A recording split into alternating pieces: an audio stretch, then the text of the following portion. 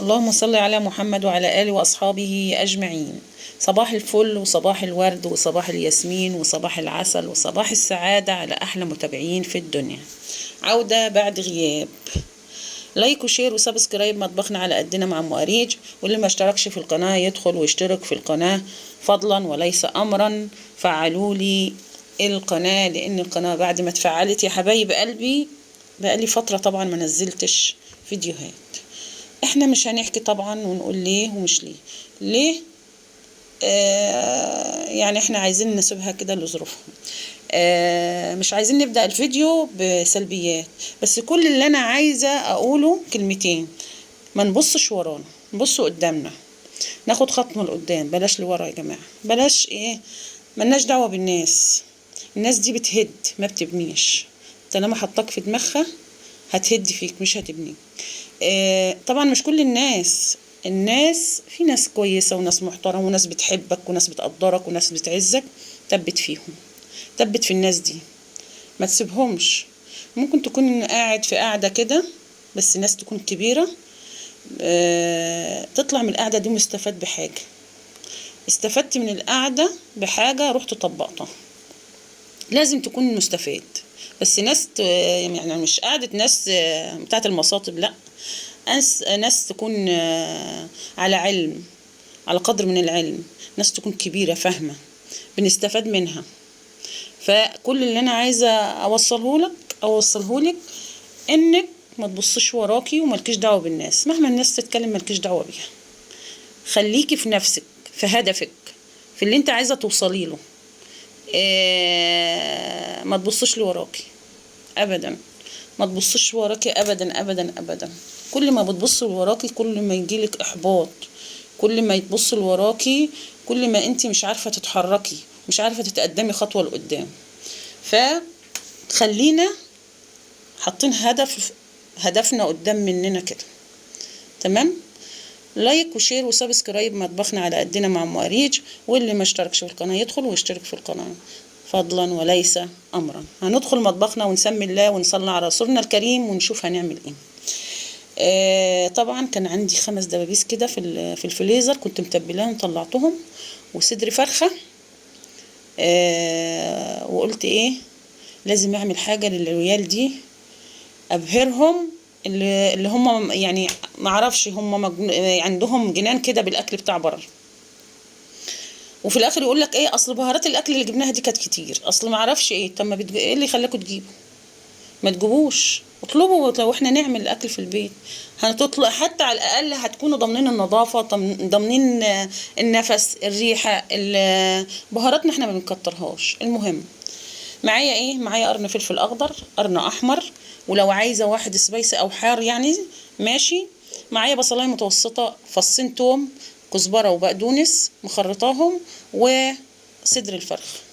هنضرب كل الخضار بتاعنا ده في الكبه واصفيه. اخد التفل واخد الميه هستخدمها والتفل هستخدمه. تمام. فرمت وصفيت الخضار وفرمت صدر الفرخ، وخدت صدر الفرخة حطيته على التفل وفرمته تاني وحطيته في طبق زي ما انتوا شايفين كده، وقلبت عليه شوية خضار من اللي انا مخرطاهم، البقدونس والكزبرة. تمام. ايه التوابل بتاعتنا بقى او البهارات بتاعتنا؟ فلفل اسود، بهارات فراخ، مكعب مرق دجاج، نص معلقة بيكنج باودر، او لا خلينا في البيكنج باودر، نص معلقة بيكنج باودر، وشوية الملح بتوعي. تمام. عجنتهم عجنة مظبوطة كده وظبطتهم في الطبق وهحطهم في التلاجة شوية. تعالى بقى نشوف المية اللي انا طلعتها هعصر عليها الليمون، شوية زيت، معلقتين صلصة، وهحط عليها نفس التوابل اللي انا حطيتها، وبس ضفت توم بودر، حطيت زعتر، ولو شوية معلقة خل ماشي كمان. تمام. دي هعمل بها ايه؟ دي للكباب الفراخ اللي انا هعمله. ماشي. حطيت لها شوية ملح. دي الدبابيس اللي انا متبلاها، هاخد من الصوص ده احط عليها، ادهنها كده وادخلها بقى الفرن تعيش حياتها مع نفسها كده، ونشوف بعد كده هنعمل ايه. انا كنت حاطه العيدان بتاعه الشيش في ميه. دي زعتر يا جماعه اللي انا بحطه في الخلطه، زعتر اللي انا بحطه في الخلطه. تمام. نقعت العيدان وسبتها في جنب. عندي ايه بقى، شويه مكرونه كده، قلت اعمل طاجنين مكرونه لهم. لتر حليب، فلفل ابيض، مكعب مرق دجاج. عندك بقى جبنه سايبه ماشي حطي، عندك قشطه حطي، وحطي 3 معالق دقيق، واضربيهم ضرب كويس وارفعيهم على النار. عشان بس السمك يا جماعه لازم يكون خفيف مش يكون تقيل. السمك بتاع البشاميل يكون خفيف مش تقيل. دي قشطه فلاحه اهو، حطيت معلقتين وهرفعها على النار. طبعا ما ننساش ايه، نشوف ملحها. تمام. رفعتها على النار مع التقليب المستمر، وقلت ايه نعمل ايه الكباب بتاعنا. انا بصبعه اهو قدامكم، وببل ايدي من الخلطه. الخلطه دي برضو للكباب، وهنعمل بها برضو حاجه تانية دلوقتي. تمام. يبقى اصبع الكباب. الكباب ده كان تحفه تحفه تحفه والله. انا ما اعرفش، انا ما صدقتش النتيجه بتاعته، او الطعم بتاعه، او الريحه بتاعته، يعني خرافه تحفه. صبعتهم اهو، وهدهنهم طبعا برضو بعد ما اخلصهم بالخلطه دي. الخلطه دي جميله جميله. انا شفتها، هي سوريه. دهنت بعد كده في عيش، قطعته العيش اللي هو بتاعنا، قطعته ودهنته بنفس الخلطه بتاعت البصل والفلفل بس ضفت لهم معلقه زبده، ودهنت العيش ودخلته الفرن شويه. تمام. الدبابيس بتاعتي كانت استوت وبتبرها لكم اهي، وطلعتها من الفرن. عملت البشاميل وسلقت المكرونه. تمام. هحط بقى شويه بشاميل كده على المكرونه، واحط في الطواجن بتاعتي بشاميل في القعر بتاع الطاجن. تمام. زي ما انتم شايفين كده اهو. احط بقى ايه طبقه المكرونه بتاعتي، وطبقه اللحمه، وطبقه المكرونه، واحط البشاميل بتاعي، واحط حته قشطه على كل طاجن كده عشان ادخلها ايه الفرن. سهله وبسيطه، وما خدتش معانا وقت ولا خدت معانا حاجه. اللحمه اصلا كانت متعصجه في الفريزر، وخرجناها وعملنا البشاميل بتاعنا وظبطنا الدنيا بسرعه، يعني ما خدتش اي وقت. ده بقى ايه، اعتبروها سلطه. دي خلطه هحطها تحت الكباب على العيش اللي انا قلت لكم هعمله.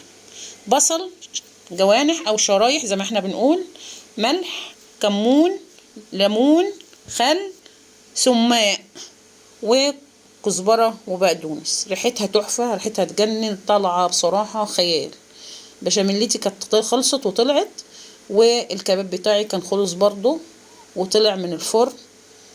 حاجه سهله وبسيطه خالص والله. ما خدش معايا حاجه، ما خدش وقت معايا. تمام. بس البشاميل ده كان تحفه وطعمه رهيب. كباب اهو خلص.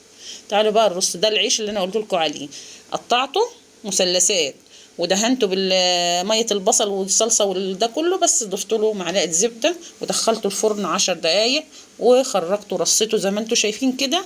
وهحط عليه البصل بالسماق بالخلطه اللي انا عاملاها اهو. وبعد كده ايه، نرص عليه الكباب والدبابيس بتاعتنا. يعني انت لو جايبه الطبق ده من بره مش هيكفيكي والله، ما هيكفيكي 500 جنيه ولا 600 جنيه. ماشي. كان تحفه بصراحه. الكباب الفراخ ده جميل وخفيف وتحفه، والخضار بقى محليه ومظبطه. رص بقى كده براحتنا، واحده دبوس وواحد ايه كباب. البصل اللي معمول بالسماق ده جميل، طعمه جميل، طعمه تحفة. بتاخدي بقى اللقمة كده على الكباب، على شوية البصل والخضار، يا سلام على الجمال، تحفة. بصوا بقى، هحط بقى، انا كنت مولعة في حماية، هحطها واغطيه بالورق الفويل، يعني لما نيجي ناكل بقى ونرص السفرة بتاعتنا، نظبط الأداء كده جميل اهو. بصوا كده خلاص خد الريحة بتاعت التدشين. بصوا بقى، بصوا على الجمال ده. بصوا، يعني انتوا لو في مطعم يعني يكفي والله ما يكفيكوا 1000 جنيه. بصوا البشاميل طالع خيال وريحته تحفة جميل. بالصحة على قلوبكم، يا ريت تجربوه وتقولوا لي رأيكم ايه في الكومنتات، وما تبخلوش عليا باللايك فضلا وليس أمرا. والسلام عليكم ورحمة الله وبركاته.